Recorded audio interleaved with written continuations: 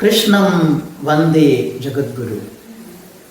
അതിരൂക്ഷമായ മാനസിക പ്രതിസന്ധിയിലൂടെ കടന്നുപോയിക്കൊണ്ടിരിക്കുന്ന അർജുനൻ തൻ്റെ സുഹൃത്തായ കൃഷ്ണനോട് പറയാണ്, ചഞ്ചലം ഹി മനഃകൃഷ്ണ പ്രമാദി ബലവദൃഢം. ഹേ കൃഷ്ണ, എൻ്റെ മനസ്സ് വല്ലാണ്ട് ചഞ്ചലമാവുകയും മതിച്ചുകൊണ്ടിരിക്കുകയും ചെയ്യുകയാണ്. തുടർന്ന് അർജുനൻ പറഞ്ഞു, ഹേ അച്യുത, എനിക്ക് വഴി കാട്ടിത്തരൂ എന്ന്. എന്ത് ചെയ്യണം, എങ്ങോട്ട് പോകണമെന്ന് യാതൊരു നിശ്ചയമില്ലാത്ത സമയത്ത് ഓരോ ജീവനും ആശ്രയിക്കാൻ സാധിക്കുന്നത് ആരെയാണ്? കൃഷ്ണം വന്ദേ ജഗദ്ഗുരു. ജഗദ്ഗുരുവായ ശ്രീകൃഷ്ണ പരമാത്മാവിനെയാണ്. ശ്രീകൃഷ്ണ പരമാത്മാവിന് മറ്റൊരു നാമമുണ്ട്, അച്യുതൻ. അച്യുതൻ എന്നാലോ ഏതേത് പ്രതിസന്ധി ഘട്ടത്തിലും ച്യുതി സംഭവിക്കാത്ത, തളർച്ച സംഭവിക്കാത്ത മനസ്സോടുകൂടിയവൻ, ഏതേത് സാഹചര്യത്തിലും അറിവിൻ്റെയും ശാന്തിയുടെയും ചൈതന്യം പ്രകാശിപ്പിക്കുന്ന മഹാഗുരു അച്യുതൻ. ആത്മാവിരുട്ടിലൂടെ സഞ്ചരിക്കുമ്പോൾ നമ്മൾ അന്വേഷിക്കേണ്ടത്, ആശ്രയിക്കേണ്ടത് ഈ അച്യുതനെയാണ്. പക്ഷേ സാധാരണയായി നാരദർ ഉപദേശം കൊടുത്ത പന്നികളെ പോലെ നമ്മൾ അന്വേഷിക്കാറുള്ളത് അന്ധകാരത്തിനെ ആയിരിക്കും, അജ്ഞാനത്തിനെ ആയിരിക്കും. ഒരിക്കൽ നാരദര് വൈകുണ്ഠത്തിലെത്തി.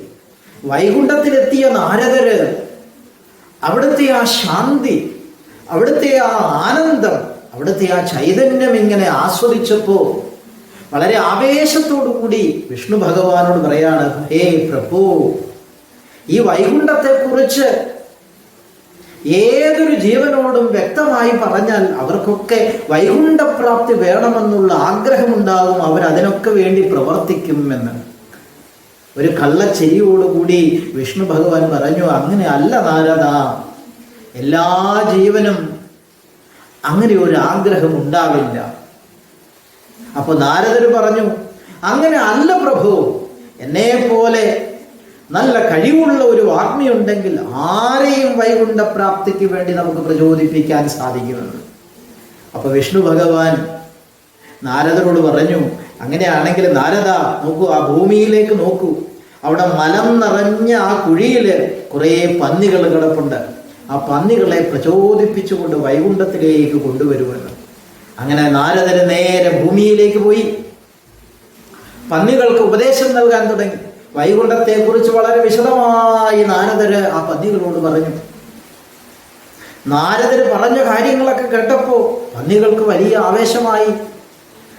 അവര് നാരദരോട് ചോദിച്ചു, ഓ, വൈകുണ്ഠം അത്രയ്ക്കും മനോഹരമാണോ?